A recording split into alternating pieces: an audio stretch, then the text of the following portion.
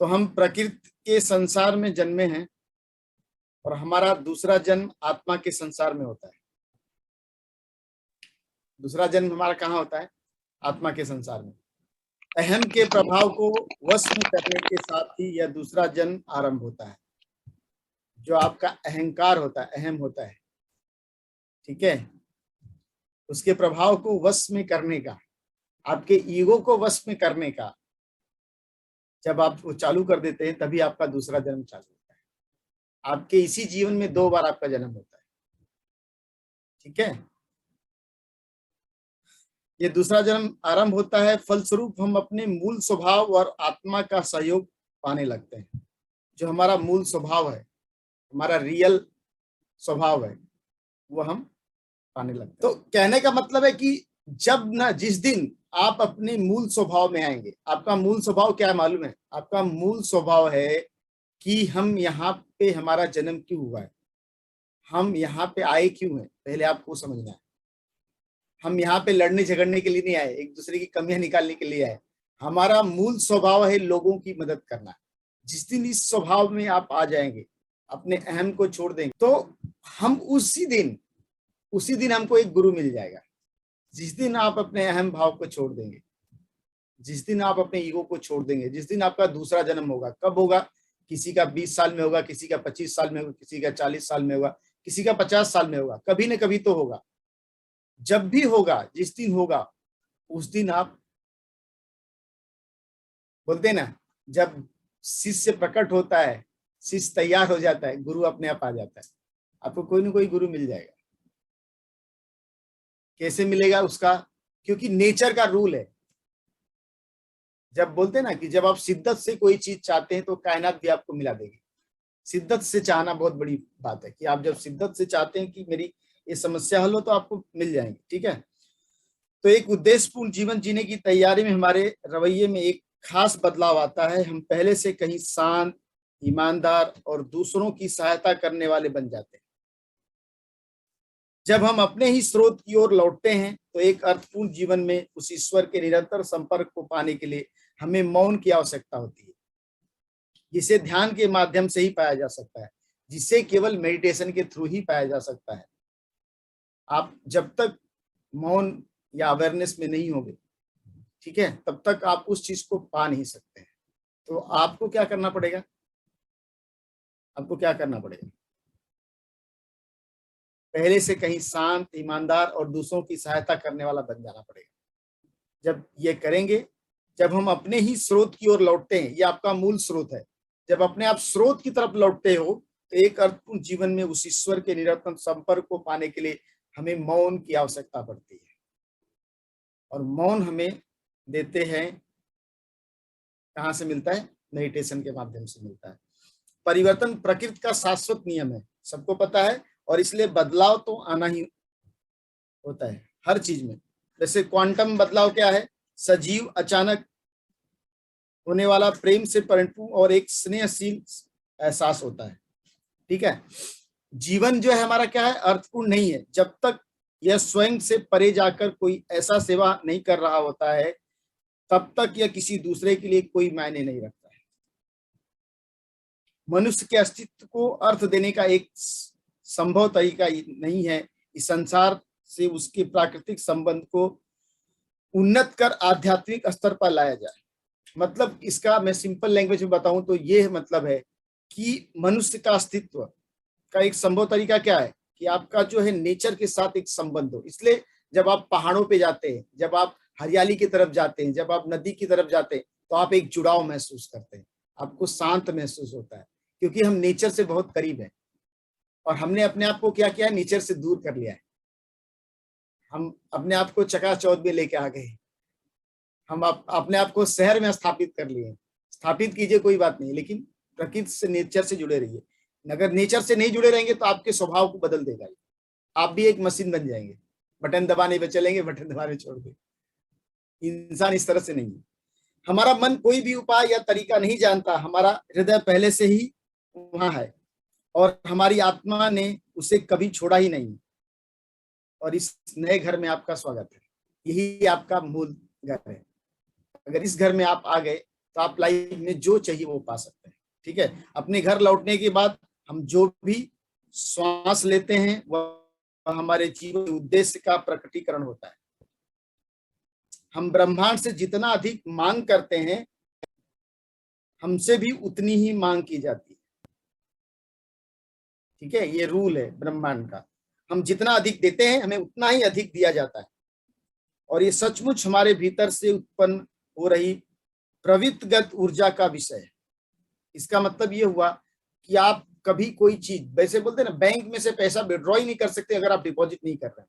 अगर आपने डिपॉजिट किया है तो ही विड्रॉ कर सकते हैं। नेचर से आप जो मांग रहे हैं, आपने नेचर को दिया क्या है? आपने समाज को, आपने सोसाइटी को क्या दिया है? खाली आप लेने की सोच रहे हैं कि आप कुछ दे रहे हैं?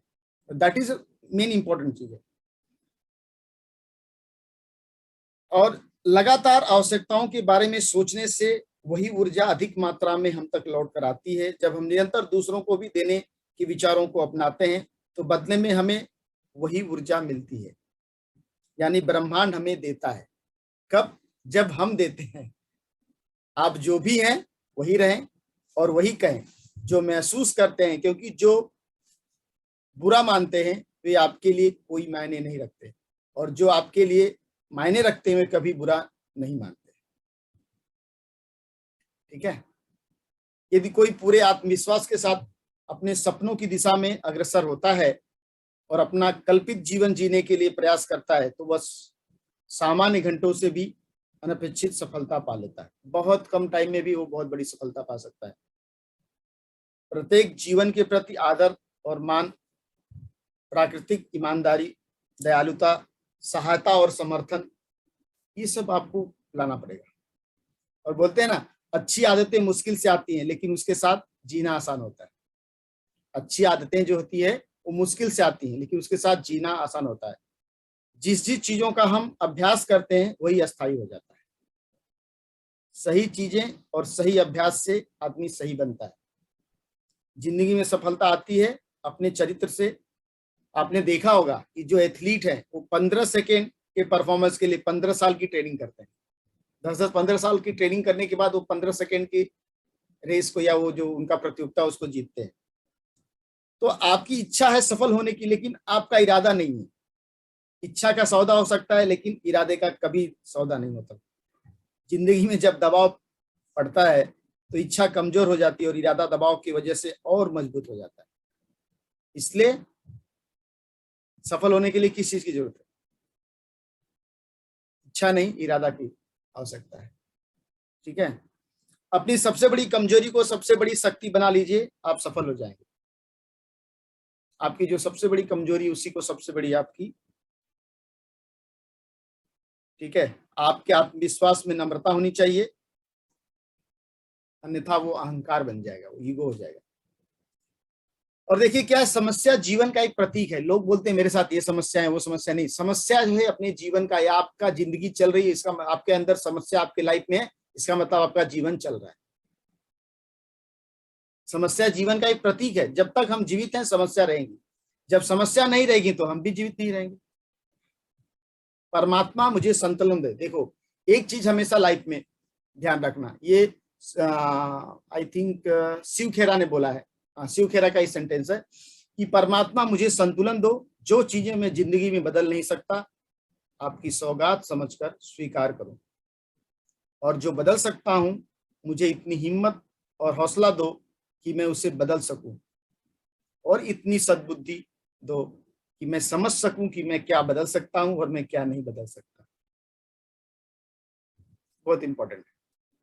जो चीज आप बदल ही नहीं सकते उसको क्यों बदलने की सोच रहे हैं? उसको ईश्वर की सौगात समझ के स्वीकार कर लो, और इतनी सद्बुद्धि रखो, इतना गॉड से प्रेयर करो कि वो आपको सही बुद्धि दे कि इस चीज को आप बदल सकते हो और किस चीज को नहीं बदल सकते। बदल किसको सकते हो? खुद को। बदल किसको नहीं सकते हो? दूसरे को। दूसरे को मत बदलो, खुद को बदलो, खाली खुद को बदलो। तो आज का जो हमारा सब समझाने का पूरा मकसद खाली एक ही है कि आपको खुद के अंदर बदलाव लाना पड़ेगा। ठीक है, 3 चीजों पर ध्यान देने की जरूरत है। ईगो मतलब आपके अहम को छोड़ना पड़ेगा। एनर्जी मतलब ऊर्जा से जुड़ना पड़ेगा आपको। और तीसरा है आप कैसे बात करते हैं, पॉजिटिव या निगेटिव,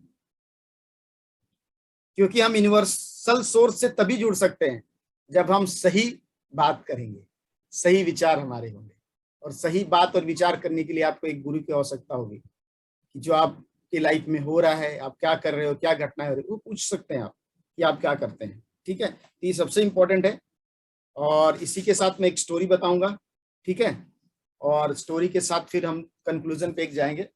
स्टोरी ऐसी है कि जैसे हम लोग कल फॉरगिवनेस की बात कर रहे थे, तो हम बोलते हैं आप अपनी जिम्मेदारी को पहचानें। ठीक है, आज पूरे विश्व में बहुत गंभीर समस्याएं चल रही हैं, बहुत सारा आतंकवाद है, युद्ध हो रहे हैं, बेरोजगारी हो गई है, बहुत गरीबी है, बीमारियां बहुत हो रही हैं, मंदी का माहौल चल रहा है, महिलाओं के प्रति बहुत सारी हिंसा हो रही है, बहुत सारी चीजें। हर व्यक्ति समाचारों में इन समस्याओं को पढ़ रहा है, सुन रहा है, और क्या होता है, पढ़ने के सुनने के बाद उसके भीतर बहुत सारा गुस्सा, दुख, नफरत, नकारात्मक भावनाएं पैदा हो जाती है। कि इंसान कोई भी चीज जब गलत देखता है, सुनता है, तो उसको होती है, उसकी इमोशंस हो जाती है। जैसे हम लोग बोलते हैं ना कि इस देश का कुछ नहीं हो सकता है, दुनिया तो पाताल में जा रही है, यहाँ रहने लायक नहीं है, बहुत घोर कलयुग चल रहा है, बहुत कुछ बोलते हैं। ऐसे में समझ ये हो कि आज विश्व में जो चल रहा है, जैसी भी परिस्थितियां बनी है, ये सभी विश्व वासियों के मिले जुले भावों, विचारों, वाणी और क्रियाओं का असर है। क्यों हो रहा है? क्योंकि ये हमने इसको बनाया है। जो आज दिख रहा है उसमें सभी का इकट्ठा योगदान है। ठीक है, इसी के ऊपर मैं चर्चा करूंगा। उन सभी में हम भी हैं, अतः जो भी स्थिति उत्पन्न हुई है उसके लिए हम भी जिम्मेदार हैं। उसके लिए कौन जिम्मेदार है? यहाँ पे जो जितने लोग हैं सब लोग जिम्मेदार हैं, हम लोग भी जिम्मेदार हैं। तो हमको तो मतलब पूरे विश्व में विकास हो रहा है या नहीं हो रहा है, बारिश हो रही है या नहीं हो रही है, लोग उन्नति कर रहे हैं या नहीं कर रहे हैं, देश आजाद हुए हैं नहीं हुए हैं, भ्रष्टाचार बढ़ रहा है या कम हो रहा है, जो भी अवस्था है, सभी के मिले जुले विचारों का असर है। जैसे विचारों की अधिकता है वैसे ही क्रियाएं हो रही हैं और वैसे ही परिणाम आ रहे हैं। जब बहुत ज्यादा निगेटिव विचार हो गए थे, उसी के बाद कोरोना आ गया था। जब बहुत ज्यादा निगेटिव हो गया था, उसी के बाद कोरोना आया। आप सोच रहे होंगे कि कोरोना को किसी ने, हम लोगों ने उत्पन्न किया, मतलब हम लोग, मतलब बहुत सारे लोग होंगे जिनके विचार निगेटिव थे। जब हम निगेटिव करते हैं तो चीजें होती, महामारियां फैलती हैं दुनिया में। ठीक है, ज्यादा हो गया था, अति हो गया था। इस पूरे विश्व को एक घर के जैसा आप समझे। मान लीजिए कि एक घर में 8 से 10 सदस्य हैं। अब घर में कुछ समस्या है तो उसमें सभी परिवारजनों का कुछ न कुछ योगदान होता है। ठीक है, कुछ का सीधे कर्मों के द्वारा तो कुछ का विचारों के द्वारा। घर के कुछ लोग समस्या को जरूरत से ज्यादा तूल देकर, उसके बारे में बार बार सोचकर, नकारात्मक भाव रखकर, चर्चा करके समस्या को बढ़ा देते हैं। हालांकि कुदरत का नियम है, जिस चीज का वर्णन होता है वह वजूद में आती है। आप युद्ध की बात करोगे, युद्ध होगा, लड़ाइयां चालू हो जाएगी। यदि किसी बीमारी पर ज्यादा फोकस रखा जाएगा तो वह बढ़ती है, बीमारी न होने पर भी हो जाती है, क्योंकि उसका विचारों में निर्माण हो चुका है। ठीक ऐसा ही देश की, विश्व की बड़ी समस्याओं के साथ होता है। तो मैं यहाँ समझाने की जो कोशिश कर रहा हूं कि हमको क्या लगता है कि जो कुछ हो रहा है उसमें लोगों का, खाली लोग गलत कर रहे हैं, हम भी कुछ गलत कर रहे हैं, हमारा भी योगदान है। हमारे साथ भी जो हो रहा है, लोगों के साथ भी जो हो रहा है, उसमें हमारा सबका योगदान है। ठीक है, अधिकतर लोगों के मन में फिर भी संशय होगा कि फला फला समस्या में हमारा योगदान कैसे हुआ। भाई, हमने तो कभी इसके लिए विचार तक भी नहीं किया।